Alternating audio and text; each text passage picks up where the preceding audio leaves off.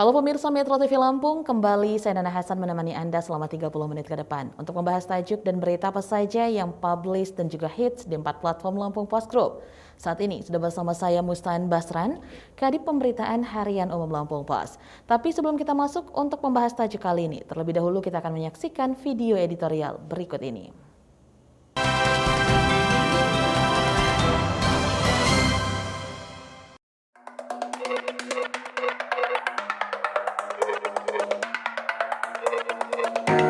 Tanggalkan ego, perkuat sinergi.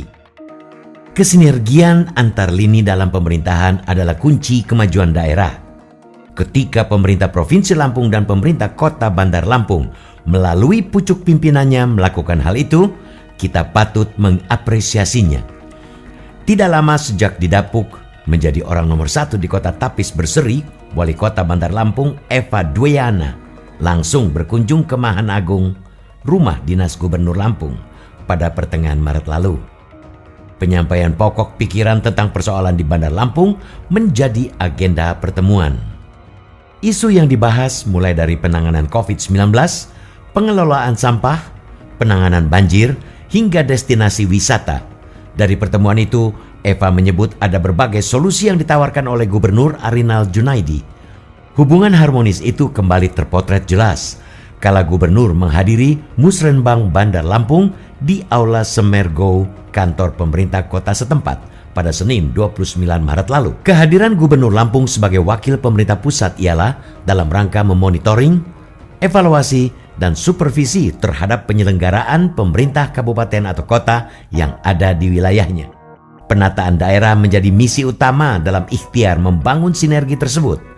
Undang-Undang Nomor 23 Tahun 2014 tentang Pemerintahan Daerah Bab 6 Romawi Pasal 31 secara gamblang menyatakan penataan daerah bertujuan mewujudkan efektivitas penyelenggaraan Pemda. Selain itu, mempercepat peningkatan kesejahteraan masyarakat. Badan Pusat Statistik pada September 2020 merilis penduduk miskin di Lampung mencapai 1,09 juta orang. Angka itu naik 41,82 ribu orang jika dibandingkan dengan kondisi Maret 2020 yang 1,05 juta orang. Oleh karena itu, kerjasama untuk percepatan peningkatan layanan publik hingga tata kelola pemerintahan menjadi keniscayaan demi menekan angka kemiskinan. Kesediaan mendongkrak kesejahteraan daerah tercermin dari penyerahan pengelolaan sejumlah aset dari Pemprov Lampung kepada Pemkot Bandar Lampung. Aset tersebut yakni Stadion Pahoman, Pekor W. Halim, dan Taman Gajah. Kerjasama pengelolaan aset itu diyakini mampu mendongkrak pendapatan asli daerah. Adapun sinergi antara Pemprov Lampung dan Pemkot Bandar Lampung belumlah cukup. Harmonisasi juga mesti tercipta dengan 14 pemerintah kabupaten atau kota lainnya. Pasalnya, ada banyak infrastruktur Pemprov yang tersebar di penjuru daerah. Pengelolaan aset dan infrastruktur bertalian erat dengan pertumbuhan ekonomi daerah. Jika infrastruktur mumpuni, daerah tersebut dipastikan punya daya magnet maha dahsyat untuk mengundang investor. Sudah selayaknya sinergi menjadi fondasi pembangunan. Sebagus apapun visi dan misi pemerintah daerah akan percuma jika tidak dilaksanakan dalam bingkai harmoni sinergi antar Pemda. Saatnya para kepala daerah memanfaatkan seluruh kesempatan untuk segera menjalin sinergi. Lumerkan ego sektoral dan sekat-sekat perbedaan asal-muasal partai dukungan. Para elit harus menjadi panutan yang menunjukkan kebaikan dari sinergi demi menghadapi berbagai tantangan untuk memajukan bumi ruwa jurai.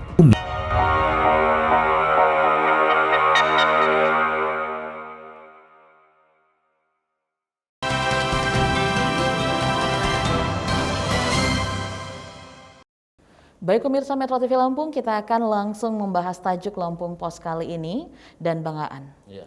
Kali ini tentang tajuk Lampung Post, tanggalkan ego perkuat sinergi itu seperti apa Bang Aan? Jadi tanggalkan ego perkuat sinergi itu sementara ini kan sebelumnya itu masing-masing kepala daerah kabupaten kota itu, bupati atau wali kota itu mereka kan punya visi misi sendiri itu. Mereka pasti akan menggerakkan pembangunan sesuai dengan visinya. Sementara di Pemprov gubernur juga punya visi, terus secara nasional juga punya visi gitu loh. Jadi kalau ini tidak disinergikan itu bakal berantakan gitu loh pembangunan ini. Nanti ada yang ke kanan dan yang ke kiri, makanya itu setiap daerah minimal sekarang dibangun kabupaten kota bersinergi dengan provinsi. Salah satu contohnya adalah Bandar Lampung. Oke, salah satunya adalah Eva Duyana, Wali Kota Bandar Lampung ya.